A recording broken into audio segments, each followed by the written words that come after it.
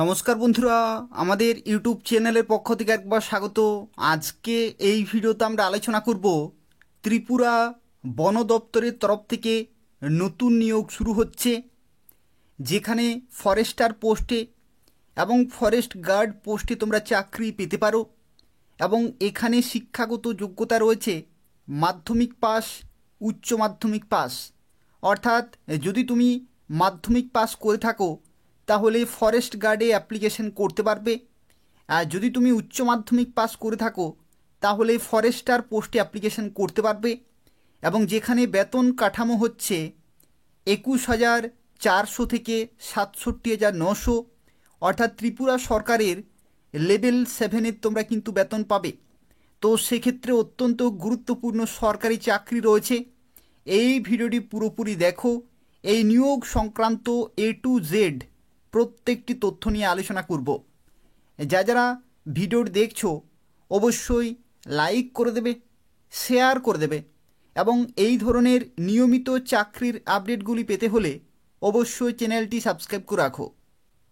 তো দেখো, ভিডিও শুরুতে আরও একটি তথ্য তোমাদের জানিয়ে রাখি, যদি তোমরা এই নিয়োগ সংক্রান্ত প্রত্যেকটি আপডেট সময় মতো পেতে চাও এবং আরও বিস্তারিত তথ্য জানতে চাও তাহলে কর্মজীবন.in গুগলে সার্চ করবে, অথবা এই ভিডিও ডেসক্রিপশান বক্সে লিঙ্ক রয়েছে, সেখান থেকে তোমরা আরও বিস্তারিত তথ্য জানতে পারবে। তো দেখো, প্রথমে যে তথ্য সম্পর্কে আলোচনা করব যেটি হচ্ছে এই নিয়োগ করানো হচ্ছে কাদের দ্বারা। তো দেখো, যে রিক্রুটমেন্ট বডি রয়েছে সেটা হচ্ছে গভর্নমেন্ট অফ ত্রিপুরা, অর্থাৎ ত্রিপুরা সরকারের office of the principal chief conservator of forest Aranya Bhavan আগরতলার তরফ থেকে তোমাদের নিয়োগ করা হবে। অর্থাৎ ত্রিপুরা সরকারের যে ফরেস্ট ডিপার্টমেন্ট রয়েছে সেই ফরেস্ট ডিপার্টমেন্টের তরফ থেকে তোমরা ফরেস্টার এবং ফরেস্ট গার্ড পোস্টে চাকরি পেতে পারো মাধ্যমিক পাস এবং উচ্চ মাধ্যমিক পাস শিক্ষাগত যোগ্যতায়। এবং দেখো, এখানে কোন কোন পোস্টে নিয়োগ করা হচ্ছে। এখানে টোটাল 2 ধরনের পোস্টে তোমরা অ্যাপ্লিকেশন করতে পারবে। যেমন প্রথমেই হচ্ছে ফরেস্ট গার্ড, এটা হচ্ছে গ্রুপ সি পোস্ট, অর্থাৎ ত্রিপুরা সরকারের গ্রুপ সি পোস্ট। এবং পরবর্তী হচ্ছে ফরেস্টার, এটিও হচ্ছে গ্রুপ সি পোস্ট, যেখানে পুরোপুরি পার্মানেন্ট এবং সম্পূর্ণভাবে সরকারি চাকরি রয়েছে। এবং এটা হচ্ছে ত্রিপুরা ফরেস্ট ডিপার্টমেন্টের জব, অর্থাৎ ত্রিপুরা ফরেস্ট ডিপার্টমেন্টের তরফ থেকে পুরোপুরি সরকারি এবং সম্পূর্ণভাবে পার্মানেন্ট পোস্ট রয়েছে। দেখো, এখানে শিক্ষাগত যোগ্যতা কি প্রয়োজন। তো শিক্ষাগত যোগ্যতার ক্ষেত্রে তোমাদের জানিয়ে রাখি, যদি তুমি ফরেস্ট গার্ড পোস্টে অ্যাপ্লিকেশন করো তো সেক্ষেত্রে শিক্ষাগত যোগ্যতা থাকতে হবে মাধ্যমিক পাস। অর্থাৎ যদি তুমি মাধ্যমিক পাস করে থাকো তাহলে ফরেস্ট গার্ড পোস্টে অ্যাপ্লিকেশন করতে পারবে। আর যদি ফরেস্টার পোস্টে অ্যাপ্লিকেশন করতে চাও তো সেক্ষেত্রে উচ্চ মাধ্যমিক পাস শিক্ষাগত যোগ্যতা থাকলে তোমরা এখানে অ্যাপ্লিকেশন করতে পারবে। এরপর দেখো, অনেকেরই হয়তো প্রশ্ন হতে পারে যে তোমাদের অনেকের গ্র্যাজুয়েশন শিক্ষাগত যোগ্যতা রয়েছে। তো যদি তোমাদের গ্র্যাজুয়েশন শিক্ষাগত যোগ্যতা থাকে তাহলে তুমি 2টি পোস্টের জন্যই অ্যাপ্লিকেশন করতে পারবে। অর্থাৎ এগুলো হচ্ছে মিনিমাম এডুকেশনাল কোয়ালিফিকেশন, এর থেকে বেশি শিক্ষাগত যোগ্যতা থাকলেও তোমরা বিভিন্ন পোস্টের জন্য অ্যাপ্লিকেশন করতে পারবে। আর দেখো, বয়সের লিমিটের ক্ষেত্রে তোমরা 18 থেকে 40 বছর পর্যন্ত অ্যাপ্লিকেশন করতে পারবে। অর্থাৎ মিনিমাম 18 এবং ম্যাক্সিমাম 40 বছর পর্যন্ত সময় পাচ্ছ। আর যদি তুমি SC ST হয়ে থাকো তাহলে সরকারিভাবে 5 বছরের ছাড় পেয়ে যাবে। অর্থাৎ SC ST ক্যাটাগরিতে 18 থেকে 45 বছর পর্যন্ত অ্যাপ্লিকেশন করতে পারবে। পরবর্তী দেখো, আরও একটি তথ্য তোমাদের মাথায় রাখতে হবে, since it is a forestry field post physically handicapped person will not be eligible. অর্থাৎ দেখো, এটা যেহেতু ফরেস্ট ডিপার্টমেন্টের তরফ থেকে ফরেস্টে তোমাদের পোস্টিং হবে বা ফরেস্ট ডিপার্টমেন্টে গুরুত্বপূর্ণ পোস্টে যেহেতু পোস্টিং হবে তো সেক্ষেত্রে তোমাদের ফিজিক্যালি ফিট কিন্তু থাকতে হবে। এখানে PWD ক্যান্ডিডেট বা যারা হ্যান্ডিক্যাপড, ফিজিক্যালি হ্যান্ডিক্যাপড, তারা কিন্তু এখানে অ্যাপ্লিকেশন করতে পারবে না। এখানে general, SC ST, OBC, ex serviceman এই সমস্ত ক্যাটাগরি কিন্তু অ্যাপ্লিকেশন করতে পারবে, কিন্তু এখানে PWD ক্যাটাগরি ক্যান্ডিডেট অ্যাপ্লিকেশন করতে পারবে না। দেখো, এখানে আরও কিছু তথ্য তোমাদের মাথায় রাখতে হবে। দেখো, যদি তুমি ফরেস্টার পোস্টে অ্যাপ্লিকেশন করো, ফরেস্টার পোস্টে, তাহলে তোমাদের কিন্তু শারীরিক মাপজোক হবে, শারীরিক মাপজোক। যেখানে ফরেস্টার পোস্টের ক্ষেত্রে দেখো, ছেলেদের ক্ষেত্রে যদি তুমি জেনারেল অথবা এসসি হয়ে থাকো তাহলে হাইট থাকতে হবে 163 সেন্টিমিটার, আর চেস্ট থাকতে হবে 79 সেন্টিমিটার, যেখানে 5 সেন্টিমিটার এখানে কিন্তু এক্সপানশন রয়েছে। আর ছেলেদের ক্ষেত্রে যদি তুমি এসটি হয়ে থাকো তাহলে 152 সেন্টিমিটার এখানে কিন্তু তোমাদের হাইট প্রয়োজন, আর 79 থেকে 5 সেন্টিমিটার এখানে কিন্তু এক্সপানশন করতে হচ্ছে। আর মেয়েদের ক্ষেত্রে যদি তুমি জেনারেল এসসি হয়ে থাকো তাহলে 150 সেন্টিমিটার, আর মেয়েদের ক্ষেত্রে এসটি ক্যাটাগরিতে 145 সেন্টিমিটার এখানে কিন্তু হাইট থাকতে হবে। আর ওয়াকিং টেস্ট তোমাদের কিন্তু হাঁটতে হবে, ঠিক আছে, ফিজিক্যাল এফিসিয়েন্সি টেস্ট।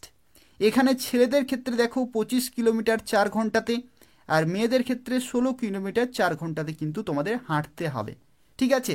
তো এই সমস্ত ধাপগুলো তোমাদের কিন্তু কোয়ালিফাই করতে হবে।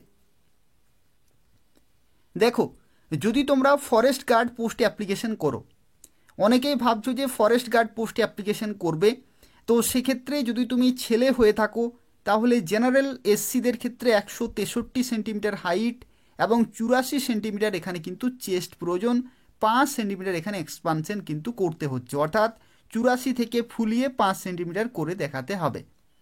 আর ছেলেদের ক্ষেত্রে এসটি ক্যাটাগরিতে 152.5 সেন্টিমিটার, যেখানে 84 থেকে 5 সেন্টিমিটার এখানে কিন্তু এক্সপানশন করতে হচ্ছে।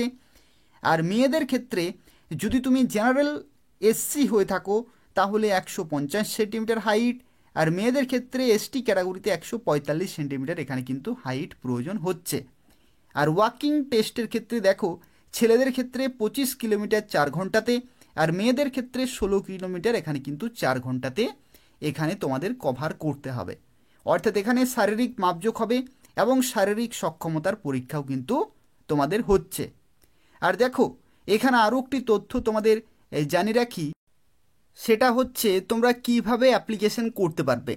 তো দেখো, ত্রিপুরা সরকারের পক্ষ থেকে যেটা জানানো হয়েছে যে তোমাদের অ্যাপ্লিকেশন আর কিছুদিনের মধ্যেই শুরু হয়ে যাবে, অর্থাৎ ফর্ম ফিল আপ তোমরা করতে পারবে আর কিছুদিনের মধ্যেই। তো কিভাবে ফর্ম ফিল আপ করতে পারবে সেই সম্পর্কে তোমাদের দেখো জানিয়ে দিচ্ছি।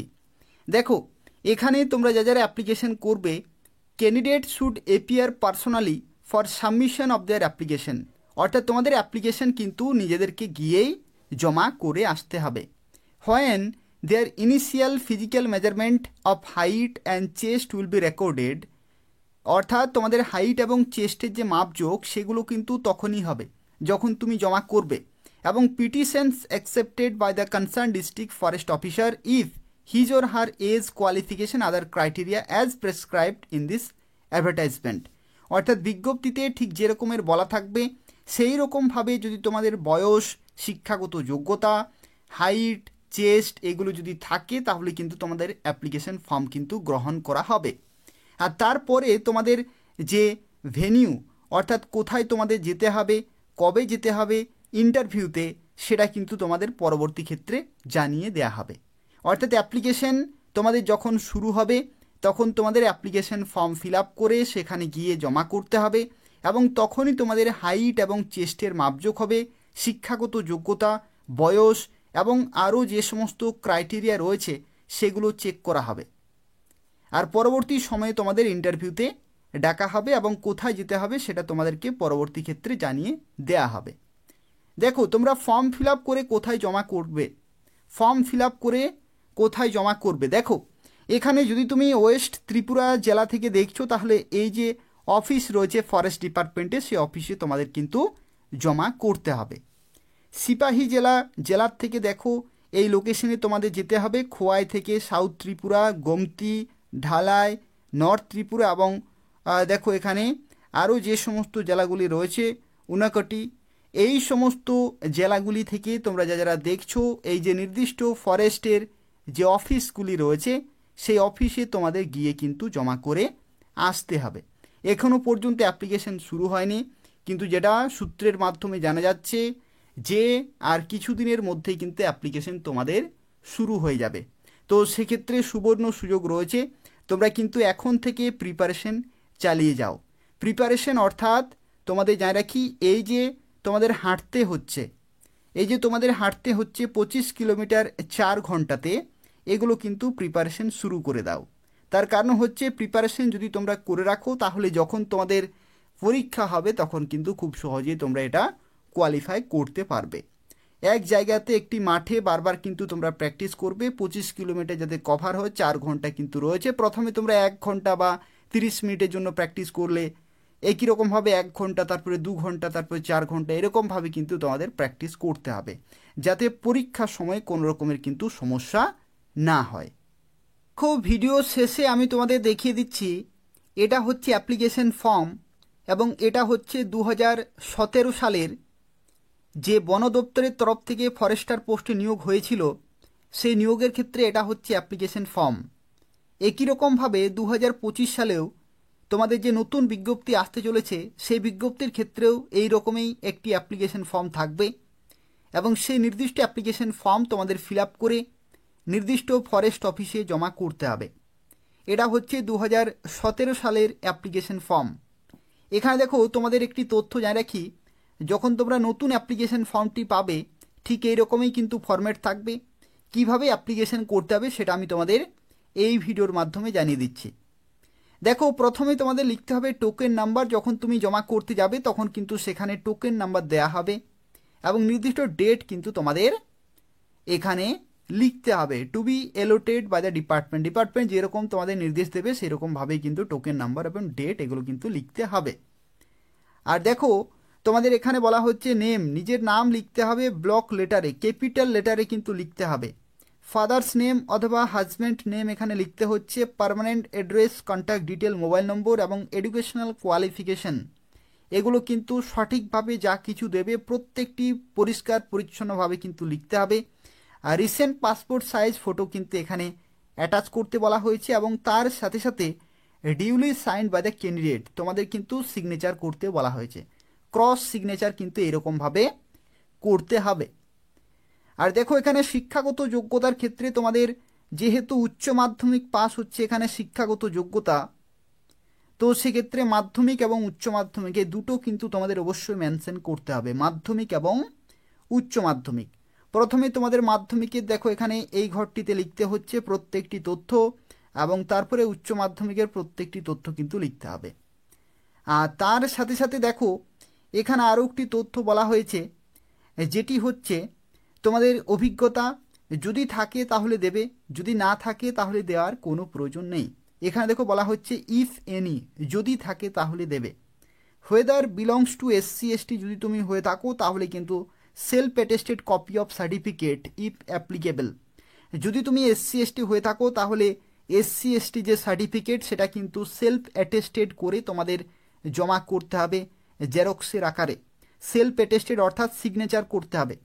ন্যাশনালিটি এখানে তোমাদের লিখতে হচ্ছে, ডেট অফ বার্থ এখানে লিখতে হবে এবং দেখো এটা হচ্ছে 2017 যেহেতু অ্যাপ্লিকেশন ফর্ম, তো সেক্ষেত্রে 1 ফেব্রুয়ারি 2017 ক্যালকুলেশন হয়েছিল, এটা কিন্তু রয়েছে। 2025 যখন নতুন যে অ্যাপ্লিকেশন ফর্ম আসবে তখন এখানে কিন্তু 2025 লেখা থাকবে। আর তার সাথে সাথে দেখো এমপ্লয়মেন্ট রেজিস্ট্রেশন নম্বর থেকে শুরু করে তোমাদের যা কিছু রয়েছে প্রত্যেকটি দেবে, যেগুলো নেই সেগুলো দেওয়ার কোনো প্রয়োজন নেই। এবং তারপরে ডেট এবং প্লেস এগুলো লিখতে হচ্ছে। সিগনেচার কিন্তু করবে নর্মাল যেমন সিগনেচার থাকে, এখানে সিগনেচার ক্যাপিটাল লেটারে করলে কিন্তু রিজেক্টেড হয়ে যাবে। তারপরে এখানে দেখো বলা হচ্ছে application pro forma for the post of Forster, এটা কিন্তু তোমরা দেখো signature of the official with official seal, এটা হচ্ছে অফিসিয়াল পারপাসে তারা কিন্তু ফিল আপ করবে এবং এটা তোমাদের দিয়ে দেবে রিসিপ্টের আকারে। তো এই হচ্ছে পুরো তথ্য, এটা হচ্ছে অ্যাপ্লিকেশন ফর্ম। এটা 2017 সালেও কিন্তু ফরেস্টার পোস্টে ত্রিপুরাতে নিয়োগ হয়েছিল। একই রকমভাবে 2025 সালে নিয়োগ হতে চলেছে, তখন তোমরা অ্যাপ্লিকেশন করতে পারবে। তো এরপর বিষয় হচ্ছে যে তোমরা কবে থেকে অ্যাপ্লিকেশন করতে পারবে। তো অ্যাপ্লিকেশন দেখো ক্যাবিনেটে কিন্তু পাস হয়ে গেছে টোটাল 104টি ভ্যাকেন্সি। তোমরা অনেকেই হয়তো আপডেট পেয়েছো বিভিন্ন নিউজ পেপারে অথবা বিভিন্ন মিডিয়া থেকে তোমরা জানতে পেরেছো যে 104টি টোটাল ভ্যাকেন্সি কিন্তু এখানে অ্যানাউন্স করা হয়েছে বা ক্যাবিনেটে পাস করা হয়েছে। তো সেক্ষেত্রে বিজ্ঞপ্তি খুব শীঘ্রই আসবে, তোমরা তারপরেই অ্যাপ্লিকেশন করতে পারবে। ঠিক আছে, যেদিন অ্যাপ্লিকেশন শুরু হবে আমি তোমাদের জানিয়ে দেব। আর তোমরা যারা ভিডিওর দেখছো অবশ্যই প্রত্যেকে লাইক করে দেবে, তোমাদের বন্ধুদের শেয়ার করে দেবে এবং চ্যানেলটি সাবস্ক্রাইব করে রাখো নিয়মিত চাকরির আপডেটগুলি পাওয়ার জন্য। অর্থাৎ এই চ্যানেল থেকে তোমরা প্রত্যেকটি চাকরির আপডেট সময় মতো পেয়ে যাবে। ধন্যবাদ।